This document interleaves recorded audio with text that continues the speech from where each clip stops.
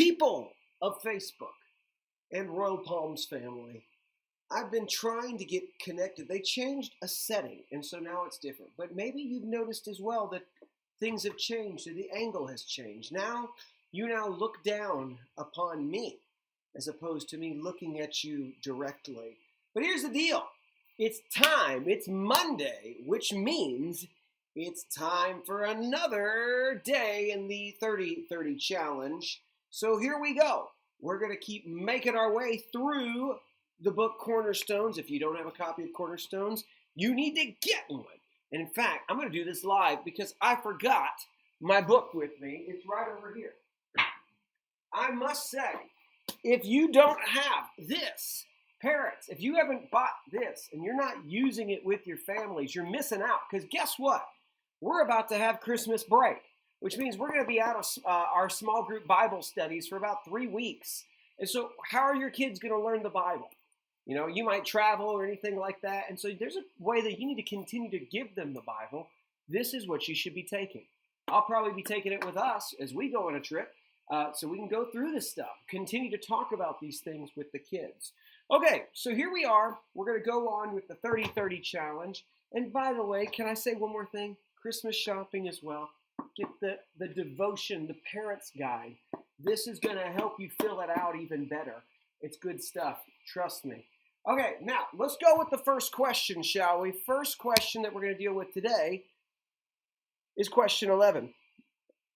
What did God create on the sixth day? What did God create on the sixth day? Now look, the simple answer is you could just say, well, God created, animals and people. In fact, let me give you the answer there because that's the easy answer, right? If you don't put much thought into this, this is the kind of answer that you get. You don't really go deeper than this. But here is the official answer. On the sixth day, God created animals and people. Now, if you just do this 30-30 challenge just like that, then you're not really learning much. I mean, granted, look, I think it's helpful to learn the days of creation. It's something, as a professor, I also make my college students learn what the order is. I think that's important to keep that in mind because these are, it's good stuff to know how this all plays out. But let's go deeper than that, shall we? So I'm going to open up the text, and then what I want to do is I'm going to talk through it with you. And I want to point out a few things that maybe you can probe with your family as you read. So you're going to want the Bible in front of you. You're going to do this with your family, whoever you're doing this with, as you go through. So let's open up the Bible. Here is the text of Scripture coming up. Boom. All right. Now, I am in my Bible. I like to use the Christian Standard Bible, but here's what it says. Then God said, let the earth produce living creatures according to their kinds. Livestock, creatures that crawl, and wildlife on the earth according to their kind. So God, by the way, has made kind of 3 different types of animals. At least that's what the text is telling us here. You got domesticated animals, you got creepy crawlies, and then you've got the wildlife. So let's go back to the text. Let's see. Then God made the wildlife on the earth according to their kinds, livestock according to their kinds, all the creatures that crawl on the ground according to their kinds. And God saw that it was good. Then God said, let us make man in our image, according to our likeness. They'll rule over the fish of the sea, the birds of the sky, the livestock, the whole earth, and the creatures that crawl on the earth. Now, this is important, right? Because he made all these other things, and then he makes man, and man is distinct. And over the next couple of weeks, as you go through the book, we're going to be talking about the distinction that God makes with man and what that means to be made in the image of God, all of that. But notice in that man was made to rule over all of it, okay? That's a key piece. We forget sometimes that while we share this planet with everything, we are not on the same playing field with everything.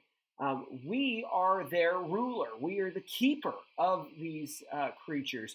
God has placed us in charge of his creation. Let's read on in the text, shall we?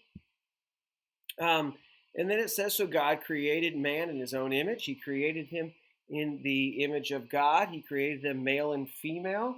God blessed them and said to them, Be fruitful and multiply and fill the earth and subdue it and rule the fish of the sea and the birds of the sky and every creature that crawls on the ground.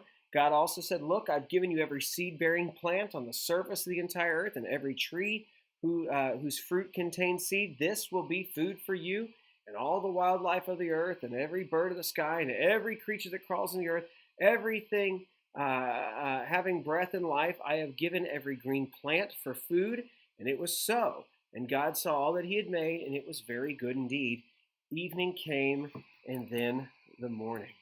Now, a couple things in there. It does appear in the text, now this is debated, that originally everyone was just meant to eat plants. And so he's kind of setting it out there that all these creatures, and humans included, ate the plants. Now, notice in that text as well, though, that man is over all of it. You know, he's over the trees, he's over the plants, he's over all of it. God has made us distinct. So a couple theological points you might want to press here, right?